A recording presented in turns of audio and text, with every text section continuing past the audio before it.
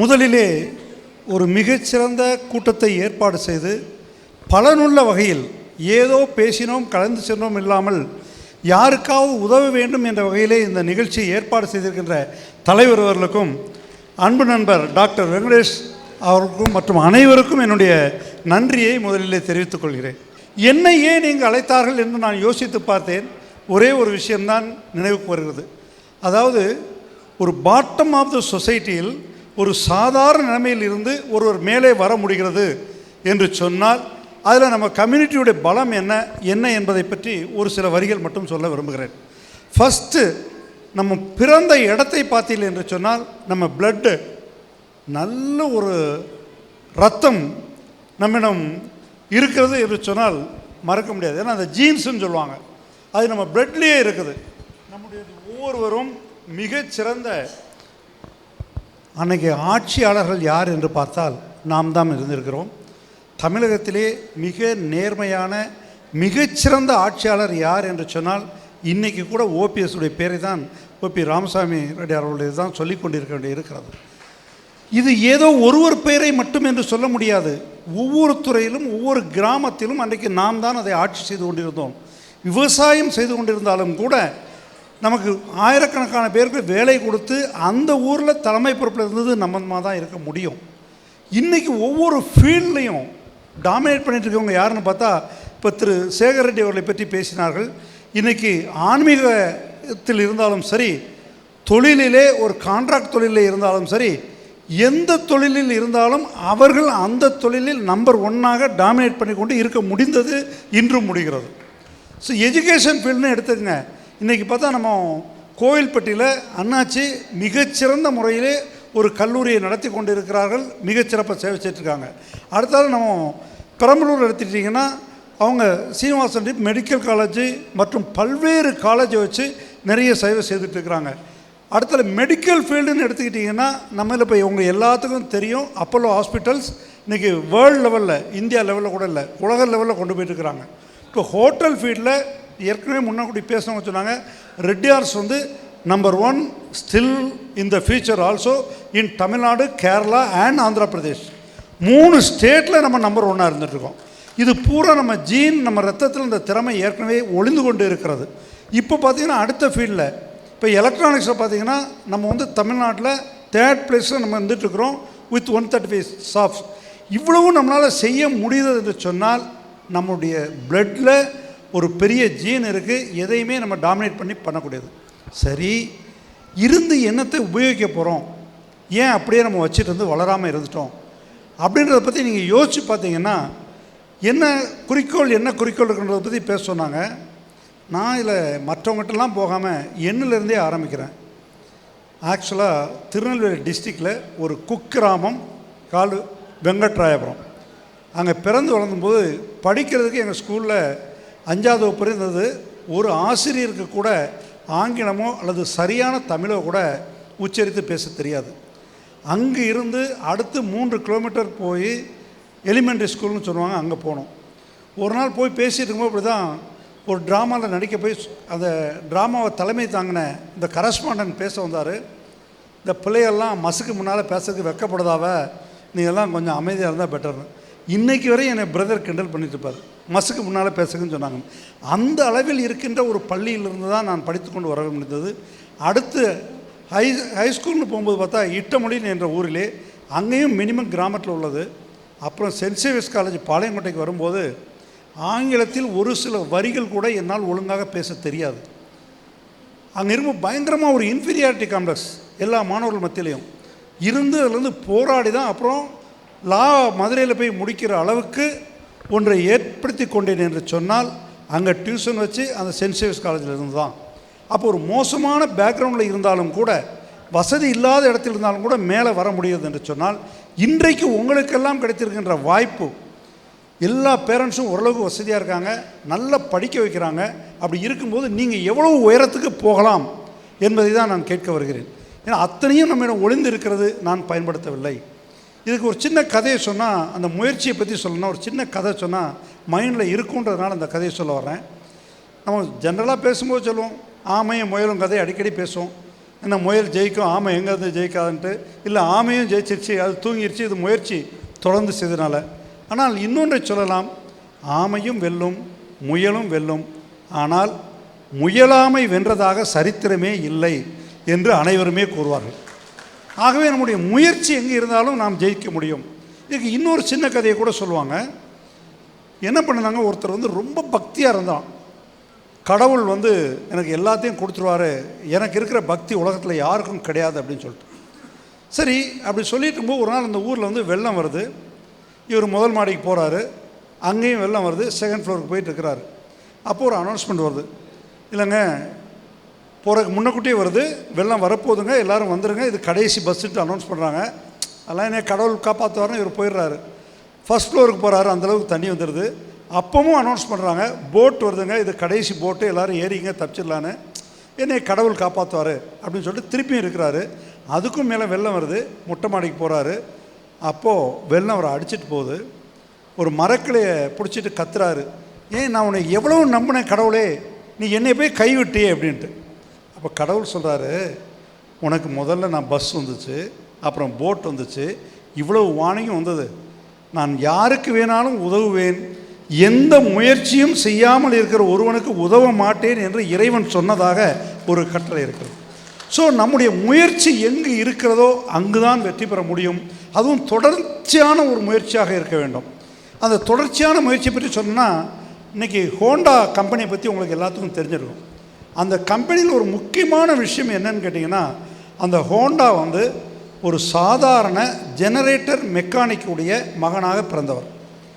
அந்த ஜெனரேட்டர்னால் நம்ம அப்போது ஜெனரேட்டர்னு கூட சொல்ல முடியாது, நம்ம டீசல் பம்புன்னு சொல்லுங்கள், மோட்டர் பம்ப், டீசல் இன்ஜின், அதனுடைய மெக்கானிக். அவர் பையன் விடாமுயற்சியாக எவ்வளோ டீசல் செலவாகுது எல்லாத்தையும் பார்க்கும்போது ஒரு எக்யூப்மெண்ட்டை கண்டுபிடிக்கிறான்.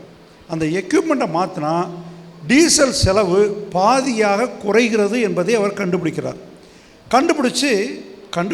எப்படி மார்க்கெட் பண்ணுறது, பைசா கிடையாது, ஒவ்வொரு இடமாக சென்று அதை எக்ஸ்பிளைன் பண்ணுறாரு. அப்போ டொயோட்டா கம்பெனி மட்டும் அதை அக்செப்ட் பண்ணி ஒரு ஆப்பர்ச்சுனிட்டி கொடுக்குறாங்க. சரி, நாங்கள் வாங்கிக்கிறோம், நீ எனக்கு பண்ணி கொடுன்னு சொல்லி.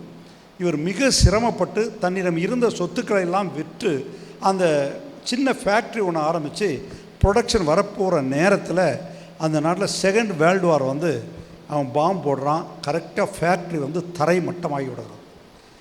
திருப்பி போய் நண்பர்கள்ட்டெல்லாம் பிச்சை எடுக்காத குறையாக பணத்தை ஏற்பாடு செய்து மீண்டும் உற்பத்தியை தொடங்குகிறார். உற்பத்தி தொடங்க வேண்டிய நேரத்திலே ஒரு எர்த்குவேக், உங்களுக்கு தெரியும் ஜப்பானில் பொறுத்தனா எர்த்குவேக் ரொம்ப ஃபேமஸ். அந்த எர்த்குவேக் வரும்போது திருப்பியும் தரை மட்டமாகிறது அவருடைய பில்டிங். இப்போ என்ன செய்ய முடியுன்ற போது அவர் முயற்சியை அப்போது கூட கைவிடவில்லை. தொடர்ந்து தன்னுடைய முயற்சியை ஏற்படுத்தி அதுக்கு பிறகுதான் ஹோண்டா கம்பெனியை ஆரம்பிக்கிறார். இன்றைக்கு உலக அளவிலே பெயர் சொல்லுகிற அளவில் ஒரு கம்பெனி இருக்கிறது என்று சொன்னால் அந்த நிறுவனம் ஹோண்டா நிறுவனம் தான். அதற்கு காரணம் அவருடைய விடாமுயற்சி தான். சரி, அவர் இருக்கிறாங்க, நம்ம பார்ப்போம். தடைகள் வரும்போது என்ன செய்கிறேன்னு சொல்லி பார்த்தா, நான் வெள்ளூரில் ஒரு ஹோட்டல் வச்சுருந்தேங்க, கண்ணா ஹோட்டல்னு சொல்லி எல்லாத்துக்கும் நிறைய பேருக்கு தெரிஞ்சிருக்கலாம்.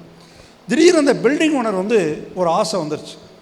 என்கிட்ட போகிற ரெண்ட்டு அக்ரிமெண்ட் எல்லாத்தையும் மீறி எனக்கு இப்போ ஒரு வருஷத்துக்குள்ளே எனக்கு காலி பண்ணி தரணும், ஒரு வருஷம் கூட சொல்ல, ஒரு மாதத்துக்குள்ளே பில்டிங்கை காலி பண்ணி தரணும். ஐ ஃபெட்டப். ஏன்னா அவ்வளோ தூரம் பில்டப் பண்ணி வச்சு உடனே காலி பண்ணி தரணும், என்ன பண்ண முடியும்ட்டு. அன்னைக்கு ஒரு வெறி வந்தது, உனக்கு எதிராக அதை விட சிறந்த ஒரு ஹோட்டல் ஒன்றை நான் கட்டி காட்டுகிறேன் என்று. அந்த முயற்சியில் கட்டி வந்தது தான் டார்லிங் ரெசிடென்சி. ஆனால் அன்னைக்கு நான் அதில் அப்செட் ஆகி ஒரு இடத்த காலி பண்ண சொல்கிறாரு, இவர் இப்படி பண்ணுறாருன்னு அவரை திட்டிக்கிட்டே இருந்திருந்தேன்னா என்ன நடந்திருக்கும்? நான் அவரை குறை சொல்லிட்டே இருந்திருப்பேன். நான் அதே மாதிரி எங்கள் கோர்ட்டில் கேஸ் போட்டு ஒரு 2 வருஷம் இழுத்திருப்பேன், அல்லது 5 வருஷம் இழுத்திருப்பேன். ஆனால் அந்த லெவலில் விட்டு மேலே வந்திருக்க மாட்டேன். அங்கே ஒரு தடை வருகிறது என்ற உடனே இன்னொரு முயற்சியை எடுக்க வேண்டும் என்ற அந்த ஒரு எண்ணம் தான் என்னை அடுத்த லெவலுக்கு அங்கே கொண்டு போகணும்னு சொல்லலாம். இன்னொன்று சொல்லுவாங்க, டைம்லி. சில பேர் ஆப்பர்ச்சுனிஸ்ட்டுன்னு சொல்லி ஒரு ஆப்பர்ச்சுனிட்டியை பயன்படுத்துவவர்களை குறை கூட சொல்லலாம்.